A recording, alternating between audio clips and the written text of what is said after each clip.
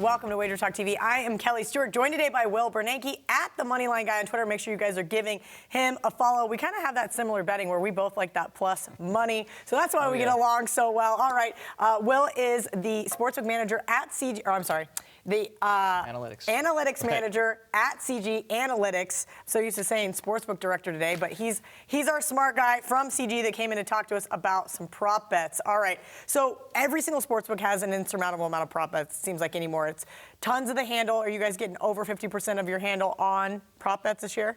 No. It's gonna, right now it's in the range, like now it's in the 10% range. It'll probably, all said and done, 15%, 16%. We're different than other books.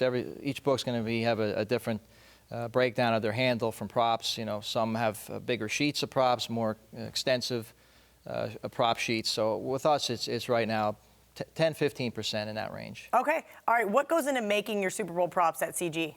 Well, first thing we have to do is we have a team. You know, 3-4 guys and 1 girl. I like it. Yeah, and we have a team, and what we do is each person's assigned the props to price the props that they're comfortable with. They've done in the past.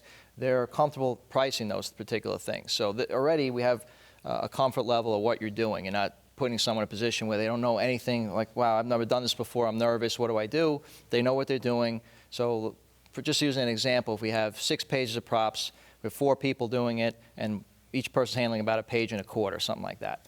So, all right. And then what we do from there is we all each look over each other's work and be able to price it out properly so there's no mistakes done. And yeah, when you guys put it out, and then you kind of see how the market adjusts from there. Exactly. So you're paying almost, let's say you have a savvy bettor who jumps in and takes an off number of us for $500. Okay, you live with it. You made a mistake, whatever. At least you paid $500 to get the right numbers. So spending $500,000 on a bad number in a big game, you know, but the limits are really high on the actual game itself. All right, what everybody really wants to know is what prop bets do you like in the Super Bowl matchup?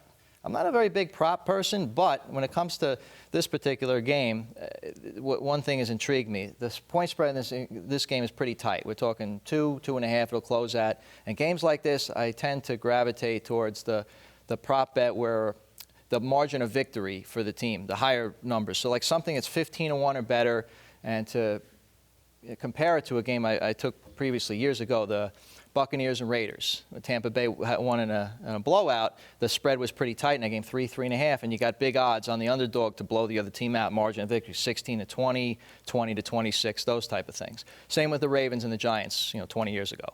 So that's the prop I particularly like, because when the spread is close, you tend to see, not all the time, but tend to see a game that escalates because no one would think of that, and you get really good odds at those type of situations. All right, that's awesome. Do you have any tips for our viewers when betting Super Bowl props? Yeah, don't get overwhelmed by the sheet. It's absolutely overwhelming. Yeah, right. Know what you know.